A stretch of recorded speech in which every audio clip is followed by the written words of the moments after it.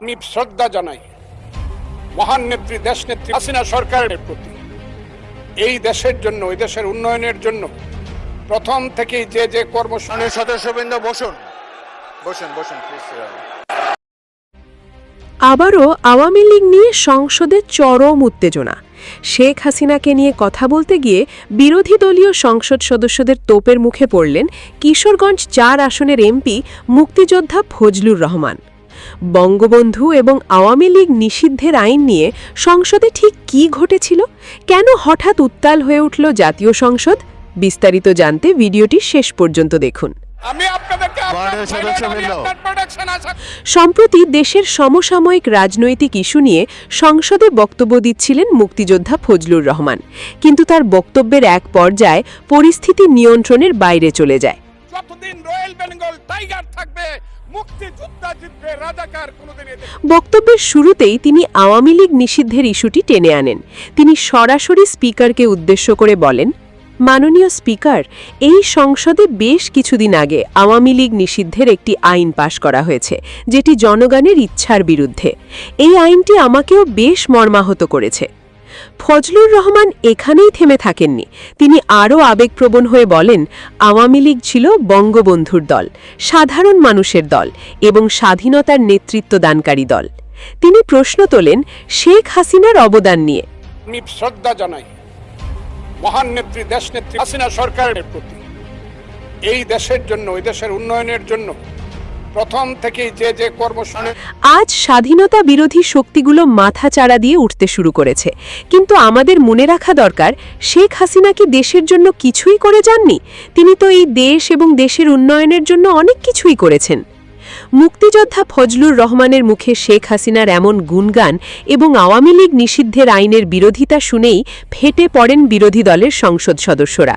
বিশেষ করে জামায়াতে ইসলামের সংসদ সদস্যরা দাঁড়িয়ে এর তীব্র প্রতিবাদ জানাতে শুরু করেন। সংসদে তৈরি হয় এক চরম হট্টগোল ও হইচই পরিস্থিতি। পাল্টাপাল্টি যুক্তিতে উত্তাল হয়ে ওঠে সংসদ কক্ষ।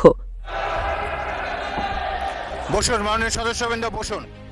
ডিসেম্বর 1971। প্রিয় দর্শক, দেশের বর্তমান পরিস্থিতিতে আওয়ামী লীগকে নিয়ে এই ধরনের বক্তব্য কি নতুন কোনো রাজনৈতিক সমীকরণের ইঙ্গিত দিচ্ছে, নাকি এটি কেবলই একজন মুক্তিযোদ্ধার ব্যক্তিগত আবেগ? আপনাদের মতামত আমাদের কমেন্ট বক্সে অবশ্যই জানাবেন। দর্শক, বলছিলাম একজন বীর মুক্তিযোদ্ধার হুঙ্কার একেবারে খুবই তীর্যক ভাষায় একেবারে সরাসরি বলেছেন যে যারা বলে ৭১ না ৪৭ আগে, যারা বলে ৭১ না ২৪ আগে, তারা সবাই রাজাকারের বাচ্চা। আর এই রাজাকারের বাচ্চারা কোনোদিন বাংলাদেশে মাথা উঁচু করে দাঁড়াতে পারবে না যতদিন পর্যন্ত এই ফজলুর রহমান তার মতো একজন মুক্তিযোদ্ধাও বেঁচে থাকবে। সেটা কখনোই তাদের সেই স্বপ্ন পূরণ হবে না। ৭১-এর আগে কোনো কিছু না। ৭১-এর আগে ৪৭ যারা কল্পনা করে তারা মুক্তিযুদ্ধ বিরোধী রাজাকার। ৭১-এর আগে ২৪ যারা কল্পনা করে তারা রাজাকারের বাচ্চা। এই ধরনের কথাবার্তা তিনি বলেছেন যে আগেও বলেছি, এখনও বলছি, আগামীতেও বলবো যে ৭১-কে ছোট করতে চেয়ে অন্য কোনো কিছুকে বড় যারা করে তারা সবাই রাজাকারের বাচ্চা। আর এই রাজাকারের বাচ্চারা বাংলাদেশে কখনোই কিছু করতে পারবে না, মুক্তিযুদ্ধের এতটুকু সুনাম নষ্ট করতে পারবে না যতদিন পর্যন্ত না ফজলুর রহমানরা বেঁচে আছে। এই কথা তিনি বলেছেন। এবং তিনি বলেছেন, মানে ওই ভোটের কথা বলেছেন, তিনি একটা চ্যালেঞ্জ ধরেছিলেন যে জামাত যখন বলছিল তারা ২/৩ আসনে বিজয়ী হয়ে সরকার গঠন করবে, তখন ফজলুর রহমান বলেছিলেন যে জামাত যদি সরকার গঠন করতে পারে তাহলে আমি বিষ খাবো। এবং সেই কথাটাও তিনি বলেছেন যে হ্যাঁ, আমি ডেফিনেটলি বলেছিলাম যে এটা আমি করতাম, অবশ্যই করতাম, কারণ এই আত্মবিশ্বাসে বলেছিলাম যে এ দেশে কখনোই মুক্তিযুদ্ধ বিরোধী শক্তি ক্ষমতায় আসতে পারবে না। এরকম বক্তব্য তিনি দিয়েছেন। তিনি একটা মানে আক্রমণও করেছেন বিরোধী দলের অর্থাৎ জামাতের আমিরকে। জামাতের আমির সাম্প্রতিক সময়ে বেশ কয়েক জায়গায় বলেছেন তিনি মুক্তিযোদ্ধা পরিবারের সন্তান, তিনি শহীদ পরিবারের সন্তান। মানে কোথাও বলেছেন আমিও একটা ক্ষুদ্র শহীদ পরিবারের সন্তান। এই কথা বলেছেন যে আমি তাকে মানে শ্রদ্ধা করি, আমি তাকে সম্মান জানাই, যদিও তিনি আমার চাইতে বয়সে ১০-১২ বছরের ছোট। তার মানে তিনি মাঝে মাঝেই বলেন যে আমার ভ্রু পর্যন্ত পেকে গেছে, এরকম লোক আর নেই। কিন্তু আমি তাকে স্মরণ করিয়ে দিতে চাই আমার বয়স ৭৮ বছর, তার বয়স ৬৮ বছর, আমার চাইতে ১০ বছরের কম, ১০-১১ বছরের ছোট তিনি।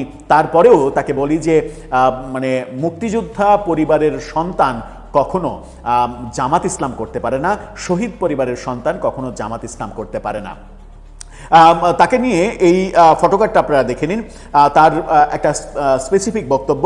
সেখানে তিনি বলছেন, এই বাংলায় শুধু বেলি, চামেলি আর জুই ফুল ফোটে না, রক্ত জবাও ফোটে। এদেশে শুধু কোকিল ডাকে না, এদেশের জঙ্গলে রয়্যাল বেঙ্গল টাইগারও থাকে। যতদিন রয়্যাল বেঙ্গল টাইগার থাকবে, মুক্তিযোদ্ধা জিতবে, রাজাকার কোনোদিন এই দেশে জয়লাভ করতে পারবে না। তিনি যখন তার বক্তব্যে মানে মুহুর্মুহুর হাততালি পাচ্ছিলেন, টেবিল চাপড়ানো প্রতিধ্বনি শুনতে পাচ্ছিলেন তার দলের সদস্যদের পক্ষ থেকে, অন্যদিকে জামাত এবং বিরোধী মূলত জামাতের সদস্যরা প্রচণ্ড হট্টগোল চিল্লাচিল্লি করছিলেন, তার বক্তব্যের প্রতিবাদ করছিলেন। বিশেষ করে জামাতের আমিরকে যখন আক্রমণাত্মক কথা বলেন, তখন ওই যে মুক্তিযোদ্ধা পরিবারের সন্তান কিংবা শহীদ পরিবারের সন্তান কখনো জামাত ইসলাম করতে পারে না, এই বক্তব্য যখন দিয়েছেন এবং জামাতের মানে যুদ্ধাপরাধের সঙ্গে মানে সংশ্লিষ্টতা, ৭১-এর কুকীর্তি এগুলো বলার চেষ্টা করেছেন। প্রতিবাদে জামাতের আমির যে কথাগুলো বলেছেন সেটা হচ্ছে যে ফজলুর রহমানের কথা যেন এক্সপান্স করা হয়, তিনি এর প্রতিবাদ জানিয়েছেন। আপনাদেরকে দুটো ফটোকার্ড দেখাতে চাই। বাংলা নিউজ 24 তারা বলছে, তিনি মানে ফজলুর রহমান ব্যক্তিগতভাবে আমাকে আঘাত করেছেন। আমি বলে থাকি আমি শহীদ মুক্তিযোদ্ধা পরিবারের সদস্য, উনি এটাকে চ্যালেঞ্জ করেছেন। তিনি আমার পরিচয় এবং আদর্শ নির্বাচনের ব্যাপারে কথা বলে গুরুতর অপরাধ করেছেন। আবার ইত্তেফাক তাদের ফটোকার্ডটা দেখে নিন, তারা বলছে, তিনি পার্সোনালি আমাকে হার্ট করেছেন, আমার আইডেন্টিটি নিয়ে প্রশ্ন করে তিনি গুরুতর অপরাধ করেছেন। আবার আমার আইডেন্টিটি মানে আমার আদর্শ সিলেকশনের ব্যাপারে কথা বলে বাড়তি অপরাধ করেছেন, এই কথাও তিনি বলেছেন। মানে তিনি জামাতের আমির মূলত বলতে চেয়েছেন যে তিনি যে বলেন যে তিনি মানে মুক্তিযোদ্ধা পরিবারের শহীদ পরিবারের সন্তান, এটাকে চ্যালেঞ্জ করে ফজলুর রহমান অপরাধ করেছেন। যদি এটা মিথ্যা হয়, মানে ফজলুর রহমানের চ্যালেঞ্জটা যদি মিথ্যা হয়, তাহলে অবশ্যই ফজলুর রহমান একজন বীর মুক্তিযোদ্ধা হলেও তিনি অপরাধ করেছেন। এখন প্রশ্ন হচ্ছে, বীর মুক্তিযোদ্ধা ফজলুর রহমানের করা এই চ্যালেঞ্জটা মিথ্যা নাকি সত্য, সেটা প্রমাণের ভার এখন আপনার কাঁধে চলে যায়। কারণ আপনি যখন বলছেন আপনি শহীদ পরিবারের সন্তান, তাহলে আপনাকে জাতির কাছে আরেকটু যদি আপনি খোলাসা করেন যে আপনার পরিবারের কে শহীদ হয়েছিলেন, তিনি আপনার সম্পর্কে কে হন, সম্পর্কে কি হলে পরিবারের সদস্য নিজেকে বলা যায়, মানে সেটা বাবা হতে হয় অথবা দাদা হতে হয়, এই ব্যাপারটা যদি না হয়, কিংবা ভাই হতে হয়, মানে একেবারে ব্লাড কানেকশন যদি সরাসরি না থাকে, কিংবা বোন হতে হয়, এই ব্লাড কানেকশন যদি না থাকে, তাহলে সেটা পরিবারের সদস্য বলা যায় কিনা, কিংবা তিনি যে কথাগুলো বলছেন তিনিও ক্ষুদ্র শহীদ পরিবারের সন্তান। শহীদ পরিবারের সন্তান তো ক্ষুদ্র হওয়ার কথা নয়, এটা একটা বিরাট অর্জন, বিশাল একটা গৌরবের ব্যাপার, এবং আমরা প্রত্যাশা করব যে তিনি সেই গৌরবের মহত্বটা জাতির কাছে ক্লিয়ার করে দেবেন। আমরা জানতে পারবো যে তার পরিবারের কোন সদস্য, কোন রক্তের সম্পর্কের ব্যক্তি মহান মুক্তিযুদ্ধে শহীদ হয়েছিলেন। আমরা যেন তাকে এবং তার পরিবারকে স্যালুট জানাতে পারি, সম্মান জানাতে পারি, শ্রদ্ধা করতে পারি, কেউ যেন বিতর্ক ছড়াতে না পারে। ফজলুর রহমান একজন বীর মুক্তিযোদ্ধা হলেও সংসদে দাঁড়িয়ে যেন তার ব্যাপারে মিথ্যা কথা বলতে না পারে, যদি এটা মিথ্যা হয়ে থাকে। মানে বল এখন তার কোর্টে। তিনি যেহেতু বলছেন যে আমার বক্তব্যের বিরুদ্ধে গিয়ে তিনি অপরাধ করেছেন, গুরুতর অপরাধ করেছেন, এবং মাননীয় মানে স্পিকারকে তিনি বলেছেন যে তার বক্তব্যের এই অংশ যেন এক্সপান্স করা হয়, অর্থাৎ সংসদের রেকর্ড থেকে মুছে দেয়া হয়।